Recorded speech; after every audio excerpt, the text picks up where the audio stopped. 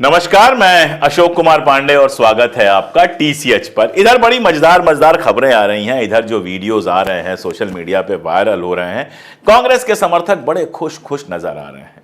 उसकी वजह भी है।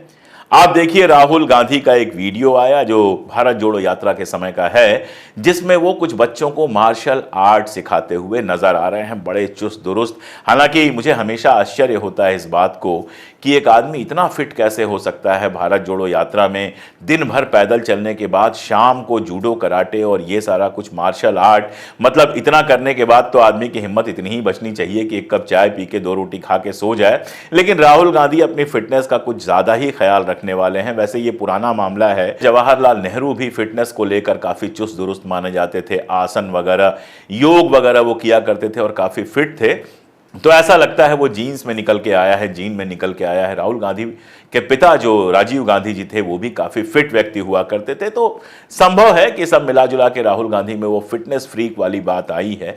लेकिन उस वीडियो के आने से ज्यादा बड़ी बात यह है कि सुधीर चौधरी जैसा व्यक्ति उस वीडियो की तारीफ कर रहा है। और तारीफ भी थोड़ी बहुत नहीं, वो तारीफ कुछ ऐसी है कि मोदी जी के पीआर और राहुल गांधी के पीआर में पूरा एक कंपैरिजन है। और ये साबित करने की कोशिश है कि राहुल गांधी युवाओं में बेहद लोकप्रिय हो रहे हैं।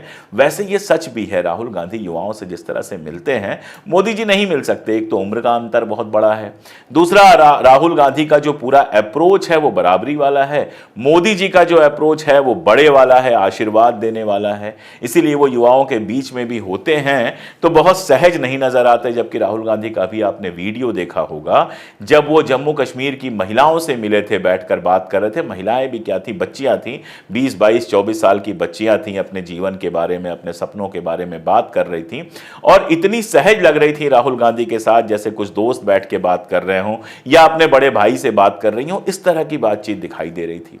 टी शर्ट पहनते हैं वो, टी शर्ट अपने आप में एक ऐसी चीज है जो युवाओं से जोड़ती है। क्योंकि आज का जो युवा है वो टी शर्ट पहनता है। कुर्ते पजामे वाला जमाना चला गया। कुर्ता पजामा हमारे जैसे लोग भले पहनते हैं, लेकिन आज का जो युवा है वो कुर्ता पजामा कभी कभार शादी ब्याह में पहन ले तो पहन ले, वो नॉर्मली जीन्स टी शर्ट पहनना पसंद करता है, जो राहुल गांधी भी पहनते हैं और लगातार पहन रहे हैं, संसद के अंदर भी पहन रहे हैं। तो युवाओं से जुड़ने का उनका एक बहुत सहज तरीका दिखाई दे रहा है, जो भारतीय जनता पार्टी के लोगों के माथे पर बल भी डाल रहा है। पॉलिटिक्स भी जम के कर रहे हैं। लेटरल एंट्री पर जब जम के बोला तो मोदी जी को वापस लेना पड़ा। संसद के अंदर वक्फ बिल ले आए, वो वापस लेना पड़ा। ब्रॉडकास्ट बिल की तैयारी हुई, वो वापस लेना पड़ा।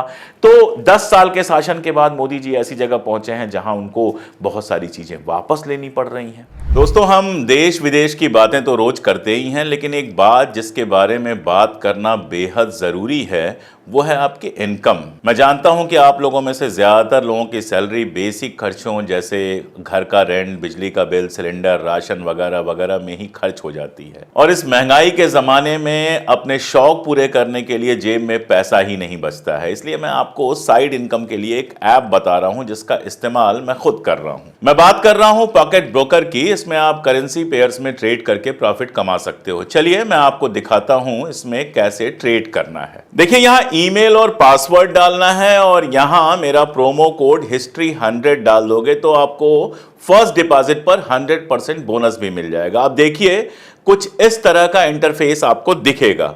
यहां 130 से भी ज्यादा एसेट्स और करेंसी हैं जिनमें आप ट्रेड कर सकते हैं। चलिए अब एक ट्रेड करके आपको दिखाता हूं। यहां से मैंने एक एसेट सेलेक्ट कर लिया। अब मुझे लगता है कि ये ऊपर जाएगा, इसलिए मैं बाय पर क्लिक कर रहा हूं। देखा कितनी इजीली मैंने कुछ पैसे अर्न कर लिए ट्रेड करके। इन पैसों को आप आसानी से विड्रॉ भी कर सकते हैं और अगर आपको कहीं कोई समस्या आती है तो इनका सपोर्ट भी 24/7 अवेलेबल रहता है। तो जाइए आप भी एक्स्ट्रा इनकम करना शुरू कर दीजिए। डिस्क्रिप्शन और पिन कमेंट में मैंने पॉकेट ब्रोकर का लिंक दे दिया है और मेरा प्रोमो कोड है हिस्ट्री 100। ये डालकर रजिस्टर करेंगे तो फर्स्ट डिपॉजिट पर 100% बोनस भी मिल जाएगा। जातीय जनगणना का दबाव ऐसा बना रहे हैं कि अब एनडीए के अंदर से जातीय जनगणना की मांग उठनी शुरू हो गई है। अजित पवार भी मांग कर रहे हैं, चिराग पासवान भी। हालांकि चिराग को तो ये लोग निपटाने पे लगे हुए हैं। कल मैंने वीडियो बनाया था, पता नहीं निपटा पाएंगे नहीं निपटा पाएंगे, लेकिन मांग तो उठ रही है। अच्छा, सुधीर चौधरी चलिए तारीफ कर रहे हैं। सुधीर चौधरी पत्रकार हैं। स्मृति ईरानी जिनकी पूरी पॉलिटिक्स ही राहुल गांधी के अंधे विरोध पर टिकी हुई थी, गांधी परिवार के अंधे विरोध पर टिकी हुई थी। वैसे तो वो चुनाव लगातार हारती रही हैं, लेकिन एक बार उन्होंने, पिछली बार उन्होंने अमेठी से राहुल गांधी को तकरीबन 50,000 वोटों से चुनाव हराया और उसके बाद तो उनका गुस्सा, उनका अहंकार पता नहीं किस लेवल पर पहुंच गया। संसद के अंदर वो भिड़ गई सोनिया गांधी से। ये अलग बात है कि सोनिया गांधी जी ने उनको कोई महत्व नहीं दिया, लेकिन भिड़ी तो राहुल गांधी पर कोई बात आती थी एकदम जबरदस्त हमला करती थी। प्रियंका गांधी की नकल उतार के दिखाई थी अमेठी चुनाव के दौरान, लेकिन इस बार अमेठी से चुनाव हार गई। अब चुनाव तो वो दिल्ली से भी हारी थी, चुनाव इसके पहले भी हारी थी, लेकिन उनको राज्यसभा में लाकर मंत्री बनाकर एक तरह का सम्मान दिया जाता था। इस बार ऐसा हुआ कि वो चुनाव हारने के बाद बिल्कुल किनारे हो गई। चुनाव के समय ही दिखना शुरू हो गया था। जिस समय चुनाव कंप्लीट हुआ था, संपन्न हुआ था, उनका एक ट्वीट आया था जिसमें सबको उन्होंने धन्यवाद दिया था। नड्डा साहब को दिया था, अमित शाह को दिया था, योगी जी को दिया था, सबको धन्यवाद दिया था, लेकिन नरेंद्र मोदी का नाम नहीं था। इस पर जब शोर मचा तो उन्होंने अलग से नरेंद्र मोदी के लिए एक ट्वीट कर दिया। आश्चर्यजनक यह भी है कि इस बार स्मृति ईरानी के लिए प्रचार करने नरेंद्र मोदी जी गए ही नहीं। तो ऐसा लग रहा है कि पहले से कुछ तनातनी थी, लेकिन चुनाव के बाद और खास तौर पर चुनाव हारने के बाद तो स्थितियां बहुत ही गड़बड़ लग रही हैं। अब वो बीजेपी के कार्यक्रमों में दिखाई नहीं देती हैं, बीच बीच में बयान देती रहती हैं। कलकत्ता वाली घटना पर उनका भी बयान आया था, लेकिन उसको कोई खास महत्व नहीं मिलता है। ट्रॉलिंग हो रही थी उनकी सोशल मीडिया पर, और भारतीय जनता पार्टी की जो ट्रॉल गैंग है उसने बचाने की भी कोशिश नहीं की। उस ट्रॉलिंग से भी उनको बचाया राहुल गांधी ने। उसके बाद राज्यसभा के चुनाव आए, शायद वो इंतजार कर रही होंगी कि चलो कुछ नहीं, कम से कम राज्यसभा ही दे दी जाए। वैसे तो उनका बंगला खाली करा लिया गया है, लेकिन राज्यसभा की मेंबर हो जाती तो नया बंगला मिल जाता। राज्यसभा भी नहीं मिली उनको। सारे लोगों को, जॉर्ज कुरियन और किसको किसको राज्यसभा मिल गई, लेकिन उनको राज्यसभा में भेजने का कोई प्लान भी नजर नहीं आ रहा। इसका मतलब बहुत साफ है कि भारतीय जनता पार्टी के अंदर उनकी राजनीति अब पहले जैसी नहीं रह गई। तो उन्होंने शायद चुना एक ऐसे गोदी मीडिया के एंकर को जहां पर वो कुछ अलग तरह का बोल सकें। उनसे एक सवाल पूछा गया, पता नहीं सवाल पहले से फिक्स था या फिर एंकर ने यह सोचा होगा कि इस सवाल का कुछ उल्टा सीधा जवाब आएगा तो टीआरपी मिलेगी। सवाल पूछा गया राहुल गांधी के बारे में।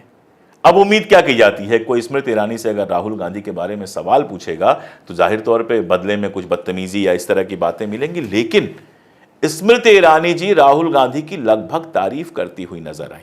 लगभग मैं इसलिए जोड़ रहा हूं कि खुल के तारीफ तो अभी नहीं कर सकती हैं, लेकिन लगभग तारीफ करती हुई नजर आई। कहने लगी कि राहुल गांधी की पॉलिटिक्स बदल गई है, वो आपको बचकाना लगे लेकिन बहुत मैच्योर बातें कर रहे हैं। उन्होंने जीत का स्वाद चख लिया है, युवाओं के बीच में लोकप्रिय हो रहे हैं। वही सब जो सुधीर चौधरी अगले दिन अपने चैनल पे कह रहे थे। इसके अलावा एक सवाल पूछा गया कि राहुल गांधी से आपकी कभी बातचीत हुई। इस पर भी कोई उन्होंने व्यंग नहीं किया, जिस तरह का व्यंग वो किया करती थी। मैं नहीं बात करना चाहती थी, वो कह सकती थी। मैं क्यों बात करूंगी उनसे, ऐसा कुछ कह सकती थी। लेकिन जो बात की वो बड़ी सरल और सहज थी कि नहीं, कई बार मुलाकात हुई, कई कार्यक्रमों में हम आसपास रहे, अगल बगल से गुजरे भी, लेकिन कभी मेरी राहुल गांधी से बात नहीं हुई। ये बहुत सहज बात है।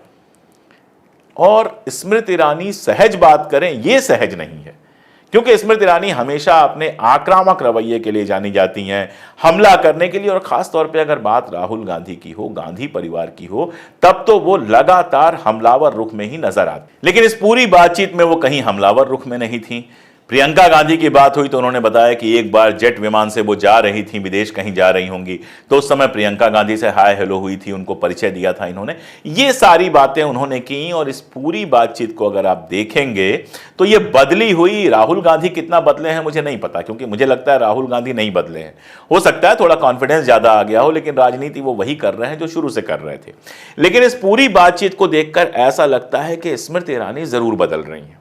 अब कांग्रेस वाले, जो कांग्रेस के आईटी सेल के लोग हैं या फिर कांग्रेस के लोग हैं, वो इसको लेकर बड़े खुश नजर आ रहे हैं कि देखिए स्मृति ईरानी भी तारीफ कर रही हैं, देखिए सुधीर चौधरी भी तारीफ कर रहे हैं। लेकिन इन लोगों के समझ में नहीं आ रहा है कि ये लोग ऐसे तारीफ करने वाले लोग नहीं हैं।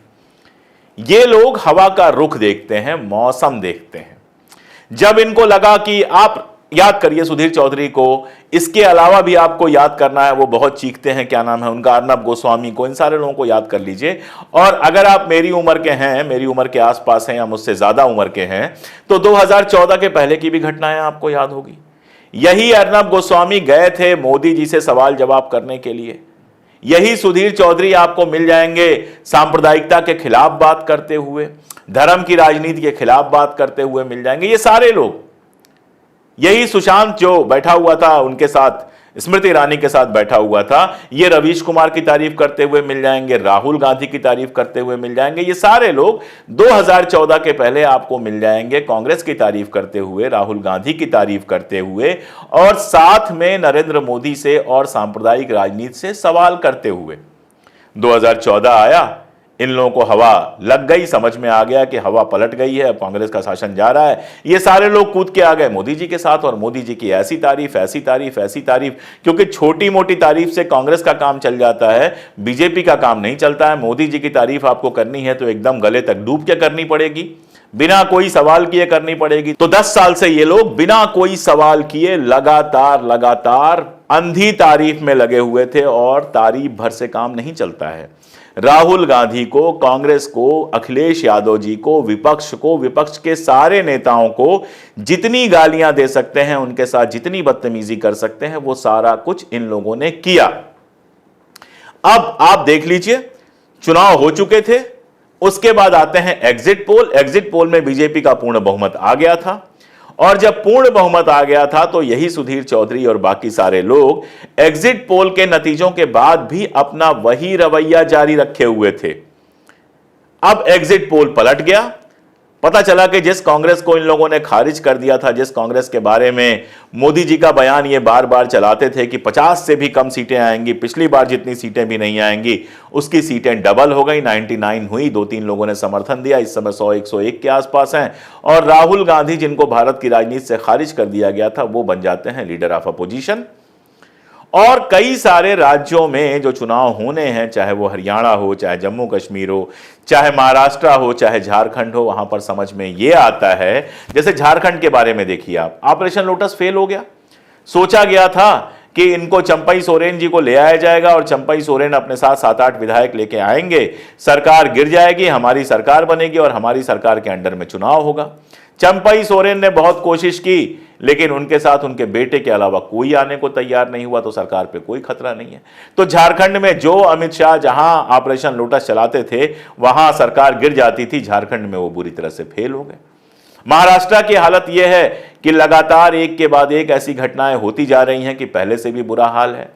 जो 3 लोग मिलकर वहां पे कहा जाता है वो ऑटो रिक्शा सरकार चला रहे हैं, 3 पहिए वाली, उन 3 लोगों के बीच में भी आपस में कोई कोऑर्डिनेशन नहीं दिखता है। अजित पवार जुलूस निकालते हैं, भारतीय जनता पार्टी वाले काला झंडा दिखाते हैं, आरएसएस बीजेपी की मीटिंग में कहा जाता है अजित पवार को बाहर किया जाए, अजित पवार जाति जनगणना की मांग करने लगते हैं। तमाम सारे खेल जो चल रहे हैं, उससे समझ में आ रहा है कि तीनों जो पार्टनर हैं उनके बीच में अभी फिलहाल कोई समझौता नहीं हुआ है।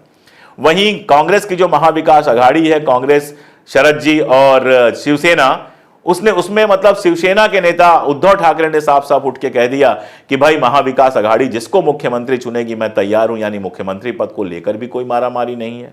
गठबंधन लगभग हुआ है, कल चुनाव घोषित हो जाए तो सीटें घोषित हो जाएंगी, गठबंधन भी लगभग फाइनल है। तो महाराष्ट्र में भी जीतने की कोई उम्मीद नहीं नजर आ रही, झारखंड में भी नहीं आ रही, हरियाणा में भी नहीं आ रही, जम्मू कश्मीर तो छोड़ ही दिया जाए। तो ये लोग बदलती हुई हवा देख रहे हैं। ये लोग जानते हैं कि मोदी जी ऑटोक्रेटिक तरीके से निर्णय लेने के आदी हैं कि बस निर्णय लिया और लागू कर दिया। अब हालत यह है कि इस तरह के निर्णय वापस लेने पड़ रहे हैं। चंद्रबाबू नायडू एक टांग खींच रहे हैं तो उधर नीतीश दूसरी टांग खींच रहे हैं, और उसके अलावा भी काफी लोग हैं, चिराग पासवान हैं, बाकी सारे लोग हैं जो कभी भी अलट सकते हैं, पलट सकते हैं। तो ये जानते हैं कि ये जो सरकार चल रही है ये कभी भी पलट सकती है, और इसकी जगह पर नई सरकार अगर बनती है तो राहुल गांधी उसमें प्रधानमंत्री बने ना बने, बेहद महत्वपूर्ण बन के उभरेंगे। तो ये लोग बस बदली हुई हवा के हिसाब से बदलने की प्रैक्टिस शुरू कर चुके हैं। मैं आपको लिख के दे दूं कि अगर कांग्रेस की सरकार आ जाती है तो हमारे जैसे लोग उस सरकार की भी अगर कोई गलत बात होती है तो आलोचना करते हुए मिलेंगे, लेकिन इनके जैसे लोग जो मोदी जी के परम भक्त थे, इनके जैसे लोग जो मंत्री बन के राहुल गांधी को गालियां देते थे, ये कब पैंतरे बदल लेंगे, कब राहुल गांधी के और कांग्रेस के अंधभक्त बन जाएंगे, आपके समझ में भी नहीं आएगा। इसीलिए ऐसे लोग सिर्फ और सिर्फ मलाई खाने के लिए पैदा हुए हैं, कोई सरकार रहेगी मलाई इनके पास ही आएगी। आपकी आवाज तो हमारे जैसे लोग उठाते रहेंगे जो 2014 के पहले भी सरकार से सवाल पूछते थे, 2014 के बाद भी सारे खतरे उठाकर सरकार से सवाल पूछते हैं, और कोई भी सरकार इस देश में आ जाए उससे सवाल पूछते रहेंगे, क्योंकि हम किसी पार्टी के लिए नहीं, आपके लिए काम करते हैं। आप हमारी ताकत हैं। तो इनका बदलाव देखकर खुश मत होइए, सावधान होइए। गिरगिटें फिर से रंग बदल रही हैं, लेकिन गिरगिट की प्रवृत्ति नहीं बदलेगी। आज के लिए इतना ही, बहुत शुक्रिया।